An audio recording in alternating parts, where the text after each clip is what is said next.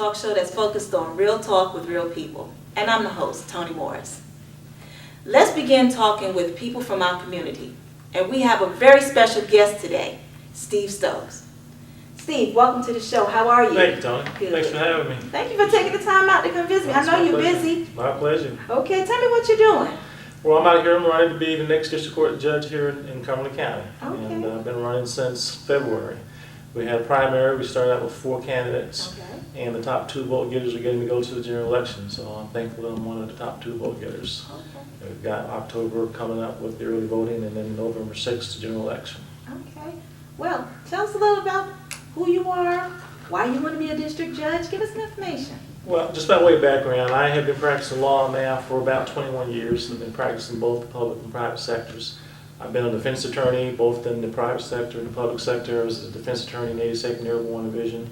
Okay. I was an international law attorney in the military where I gave advice to special operations forces on the law of war, on the rules of law, Geneva Convention, status of forces agreements, and diplomatic notes. I was the chief of the Legal Assistance Office in the 18th Airborne Corps, which is the largest legal assistance office in the armed services. I was a special assistant United States attorney. I was an assistant states attorney. And for the past 14 years, I've been in private practice, and I practice in both criminal and civil cases, from minor misdemeanors all the way up to a capital murder case. And so I think I bring a good little perspective in terms of both sides of the aisle. I'm not predisposed to make a decision based on only had one kind of experience as, for example, a prosecutor or a defense attorney. I have both experiences. I'm pretty well experienced in terms of the military, having done a lot of court-martials, so I can relate to the military, having been a military person. Started as an enlisted guy, went to officer candidate school, and got up to the rank of major before I decided to get out and go out in private practice. So I think I understand the enlisted personnel, I understand the officers, and I think when you look at the fact that there are no veterans sitting on the bench today, I think that's somewhat ironic when you given the fact that this is Fayetteville, Fort Bragg.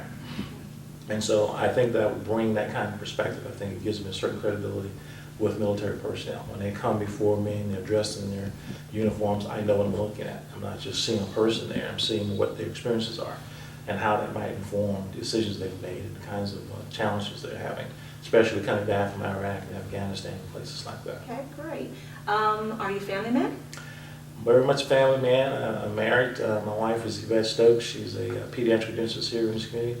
And I guess by way of full disclosure, I think you know her. Thank you all might It's not like we don't know each other. I think you all might have gone to high school together. Yes, we did. And so she's out here in the community serving children with dental health issues. And for a while, they were the only game in town in terms of pediatric dentistry. I have 4 children. We attend a church at First Baptist Church on Moore Street. Dr. Kerry Johnson is the pastor. Yes. What is it about you that makes you a great judge? Well, in addition to the experience that I just outlined briefly, I think I have a certain judicial temperament that I think would bode well for a person sitting on the bench. We have an adversarial system, as you know. You've got a prosecutor over here representing the state. You've got someone over here representing the defense. And you need someone who's sitting in the middle who ostensibly is going to be impartial and going to be fair. It's not going to be predisposed. And it's not going to be condescending toward people who come before the bench. And oftentimes I see that, and it's sad, and I think it seems to be consistent across everywhere you go across the country, in places I've been in a lot of different courtrooms. It seems to be something about the black robe, but once people put it on, it seems to change them. And I believe that I will maintain a certain level of calmness and a certain level of perspective in terms of dealing with the human being who's sitting before me or standing before me, and treat that person the way I would be treated. Okay, great. Now, you know, we have a lot of law shows on TV, and we always see the judges, we see the attorneys, we see the courtroom, we see the dramatics. Is that what it's really like? It is not really like that. Okay. Although there are some people who come to the courtroom because they have been watching this program, think that they can behave that way. Okay. They get disabused of that very quickly by the judge. All right. Rightly so. Okay. Yeah. Okay, good. So what type of law do you practice right now? Because I heard a lot of military, and right now I don't think, since you're not in the military, you don't do that. So what type of law do you practice? Well, I do a lot of criminal law, both in state and federal courts.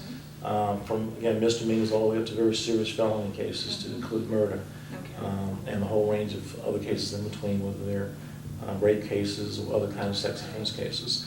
I do some civil work as well. I represent employers as well as employees before the EEOC, before the ESC, and sometimes before administrative law judges.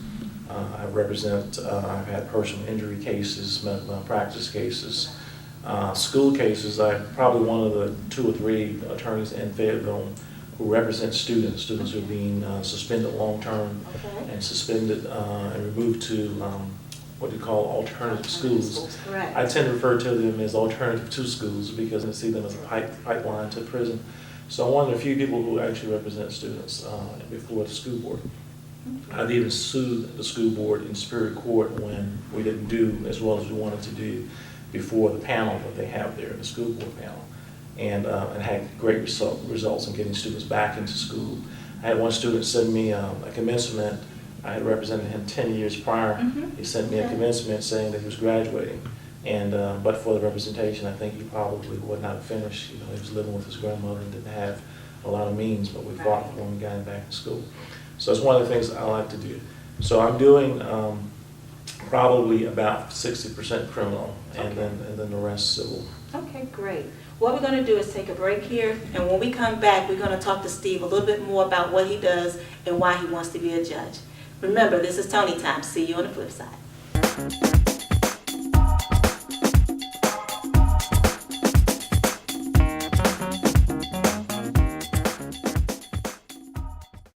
Welcome back to Tony Time, where we have our special guest today, Steve Stokes, who's running for district judge. Steve, thank you again for being here. Thank you. Now, we talked a little bit before the break about what you did, why you think you need to be a judge. Talked a little bit about your family. As an attorney, what do you do to relax? Well, I play alto saxophone. Okay. I've only been playing for about 6 years now, so I'm by far not a pro, but I enjoy it. It's good to blow off steam, no pun intended. But I've been playing the alto saxophone. I played a little bit of tenor sax as well. So I like playing smooth jazz. I like some blues and some R&B. Okay. So who are some of your favorite artists?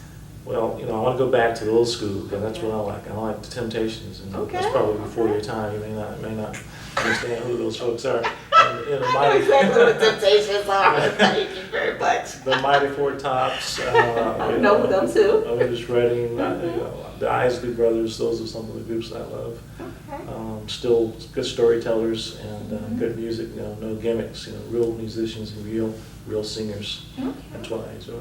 Well, good. So do you do that at church? Do you do it just at home? Do primarily at home. Okay. And while I'm on the campaign trail, I'm not doing much of it at all at this point. But and I miss it. And my daughter plays piano, and she wants to play saxophone now, I think, in some part because I play. And so we're going to start her actually next week playing alto saxophone. Okay. I like playing chess. I like playing speed chess. When I get a chance to play, I play online. I play Yahoo games. I like playing about 4 or 5 minute games, and just mostly pattern recognition. Yeah. Now, the people you play online with, are they primarily United States, or are they The outside whole of the United world. States? Yeah, Okay. the whole world. Okay. And that's what I like about it. That's why I like playing fast, because I can keep playing a lot of different people rather than getting locked into an hour game with one person. Okay. Now, you're on a campaign trail. So how hard is it to find that time to play the saxophone and get online and play chess while you're focusing on your campaign? How hard is that? Well, I'm not playing chess right now. Okay. I need to stop because Okay. it's really actually very addicting. I can end up playing 2 hours before I even know it. Okay. So I'm not playing right now. I had to sort of discipline myself not to do that. I played a little saxophone yesterday, so I may get to play once a week, if that. You know, so I'm having just to sort of resist the temptation to do those kinds of things. Mainly, I'm just working. I'm working in the law firm. I'm working on the campaign trail, and then there's family. So there's not a lot of time for some of the extra stuff that I would like to do. There'll be time for that. So how do you balance that? Because working as an attorney, you're in a courtroom, family, you still want to spend quality time with them. How do you do that out on the campaign trail? You've got to be at events all the time. How do you balance that? Well, I actually think I'm blessed with high energy. I can get by on 3 or 4 hours of sleep, and I've always been that way. Okay, now I'm a mental health therapist, and I'm going to tell you that it's not a good thing. Okay, 3 or 4 I hours of sleep is not recommended. I don't advocate it, but Okay. I do that, and sometimes it's difficult. But my wife, she's got to go to bed at 8 o'clock, 9 o'clock. But that's one way I do it. So if I have to come home and be with the family and stay up later to do some other things, then that's what I'll do. I can stay, I can work in all day and be fine with that. And it's a temporary thing, it's not a permanent thing. So I can set a margin ahead to say I can reach that. I went to Ranger School as part of my military experience where we were going 20, 21 hours a day and we were eating, virtually nothing a day. So you learn a lot about what you're capable of doing. And so I just really kind of draw back on that experience to know what I can do. Okay, great. So let me ask you a question. Sure. Out of all the cases that you have, presented in a courtroom, is there any particular case that stands out to you that was the hardest case for you to do? I don't know that I have a case that was the hardest. You mean like on an emotional level Yes, or on the something? emotional level, correct. Probably the sniper case I had at Fort Bragg. It was in 1995. A soldier who was in the infantry was accused and charged and ultimately convicted of shooting up a bunch of folks that were a part of his unit during the early morning PT run. And it's sad because he was an infantry soldier.